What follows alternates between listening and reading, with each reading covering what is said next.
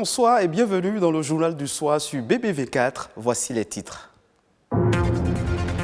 La perruque, une coiffure de faux cheveux que les femmes portent sur la tête pour des raisons liées à la mode ou pour des considérations esthétiques. Les perruques sont prisées pour leur caractère pratique. À suivre un reportage sur les perruques.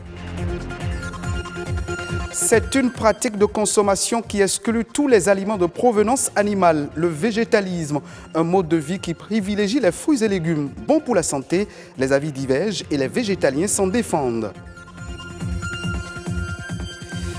Et si au Bénin, le marché de la musique est en forte croissance, le secteur demeure confronté à un défi majeur, la censure.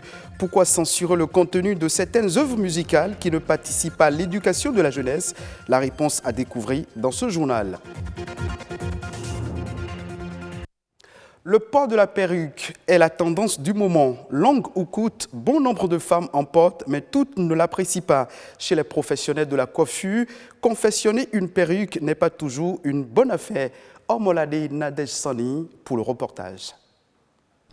Confectionnées avec des mèches naturelles ou synthétiques, les perruques passent pour être la tendance actuelle chez les dames.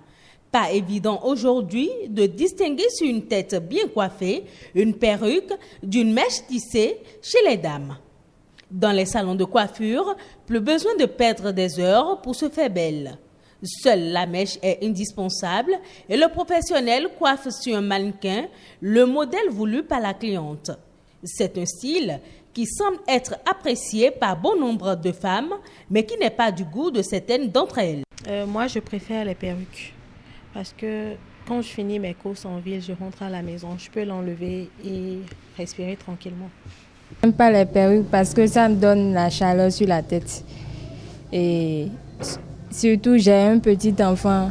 Quand nous sommes en route sur la voie, elle peut toutefois tirer ça sur ma tête et ça va s'enlever. Ou si tu es sur Zem, si tu n'arrives pas à bien placer ça, ça tombe. De l'avis de ce patron d'un salon de coiffure de la place, la confection des perruques aurait un autre avantage qui pousse de nombreuses femmes à l'adopter.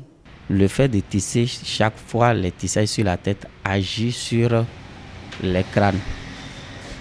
Et non seulement ça, si tu ne sais pas faire les nattes des tissages, ça peut aussi casser tes cheveux.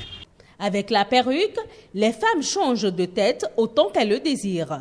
Un style le matin et un autre le soir devient un jeu. Un changement qui n'est pas toujours bien vu par les hommes.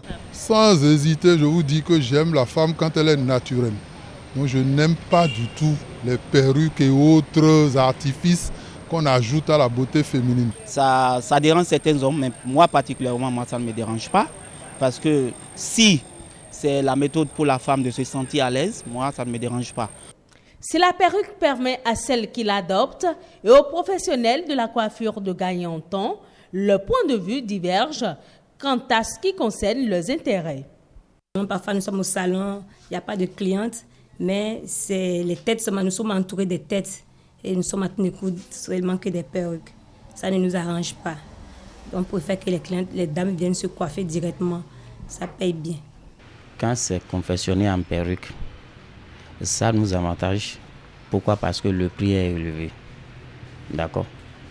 Là où ça ne nous avantage pas, une fois que la perruque est déjà confectionnée, pour le revoir, ça fait au moins 3, 4, même 5 mois. En effet, l'origine des perruques remonte à des milliers d'années.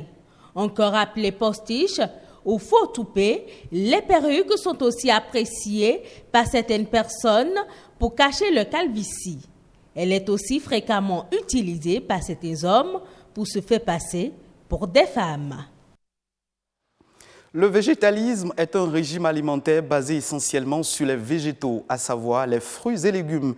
Bien que ce mode d'alimentation ne soit pas nouveau, il a récemment repris de la popularité au Bénin où plusieurs personnes en sont friands. Quels avantages y a-t-il à être végétalien? L'alimentation végétalienne est-elle bonne pour la santé? La réponse à travers ce reportage de Éléonore Lanouin et Edwige Agossou. C'est un mode d'alimentation qui exclut tout ce qui est dérivé d'essence animale. C'est ce régime alimentaire qu'il a adopté depuis son jeune âge. Georges ne consomme que des aliments d'origine végétale. La cause en est bien simple. Quand j'étais un peu plus jeune, je n'aimais pas quand on tue les animaux, quand on les égorgeait, ça me faisait mal.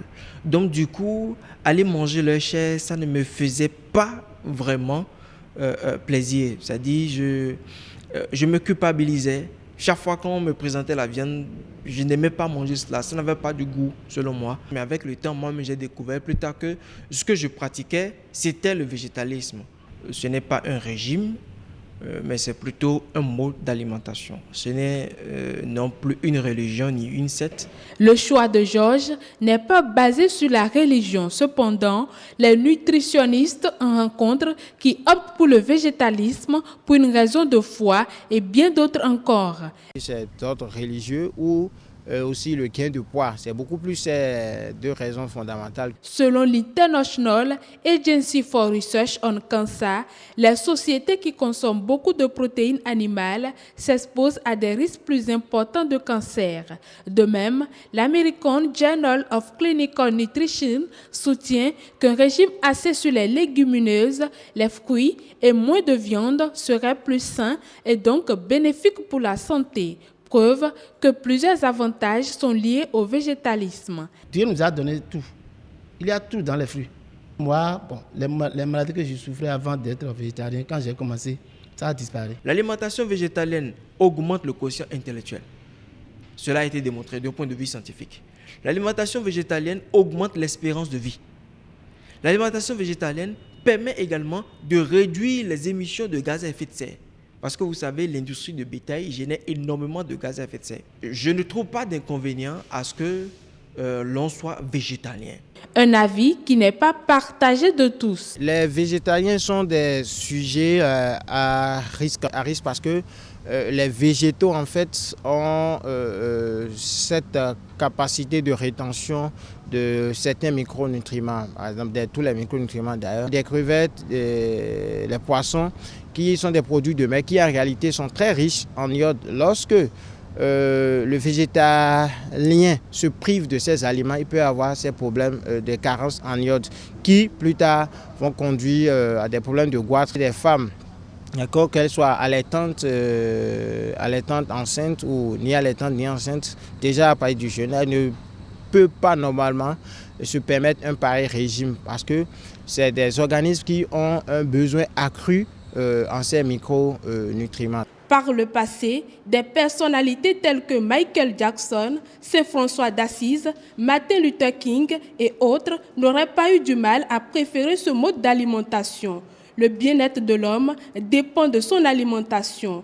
Qu'on soit végétalien ou pas, il serait important de manger pour vivre et non vivre pour manger. Contribuer à l'éducation et à l'épanouissement de la jeunesse, c'est également le rôle des artistes-chanteurs. Mais aujourd'hui, force est de constater que beaucoup d'entre eux composent des chansons avec des contenus moins instructifs et vulgaires. Auguste Amoussou est un manager d'artistes. Il nous décrit la situation tout en proposant quelques solutions pour la visibilité des œuvres musicales béninoises.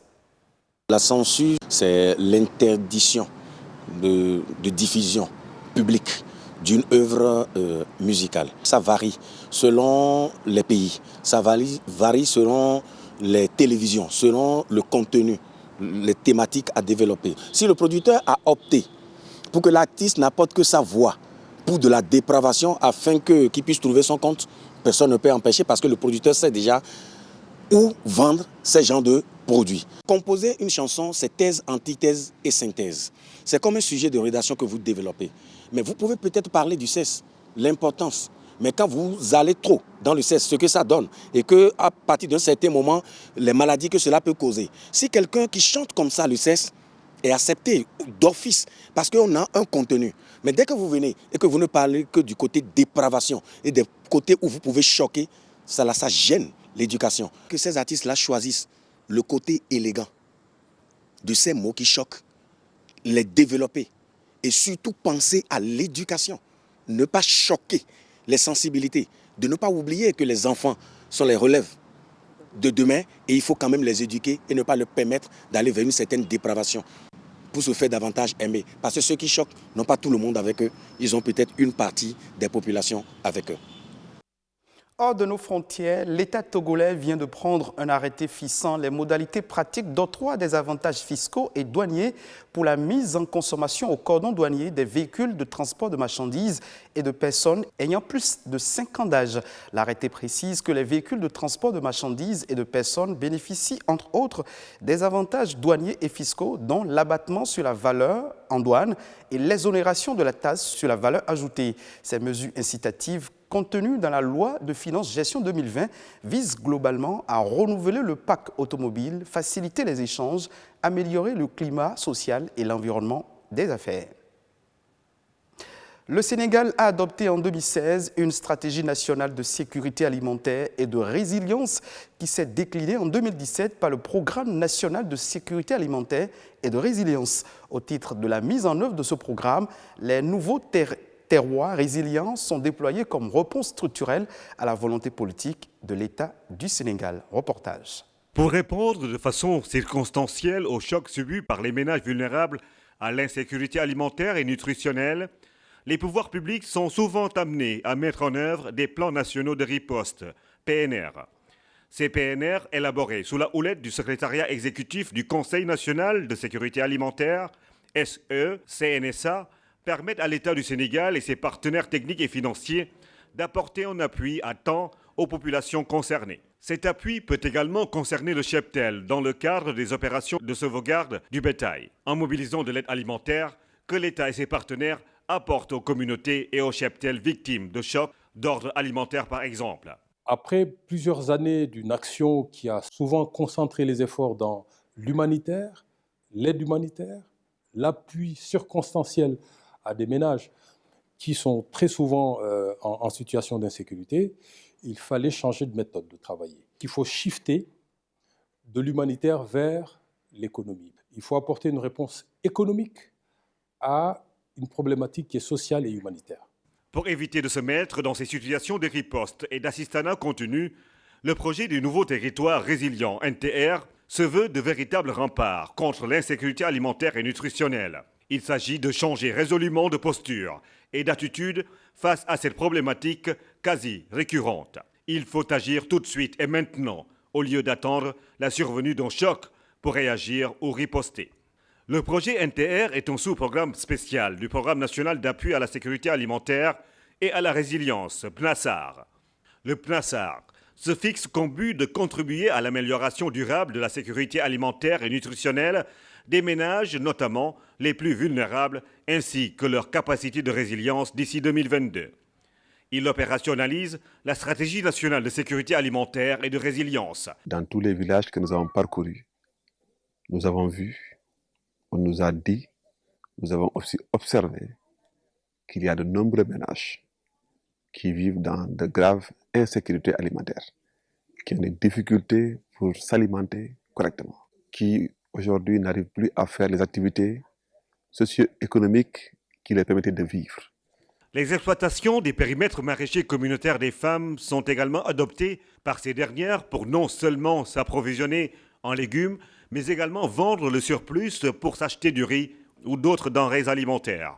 La mise en œuvre efficace des NTR apporte une réponse économique à une problématique humanitaire et sociale. C'est ce qui permettra de contribuer à l'amélioration durable de la sécurité alimentaire et nutritionnelle des ménages, ce qui participe de la création de meilleurs cadres et de meilleures conditions de vie des populations. Ce sera tout pour l'édition du SOASU BB24. À mercredi prochain avec le même plaisir.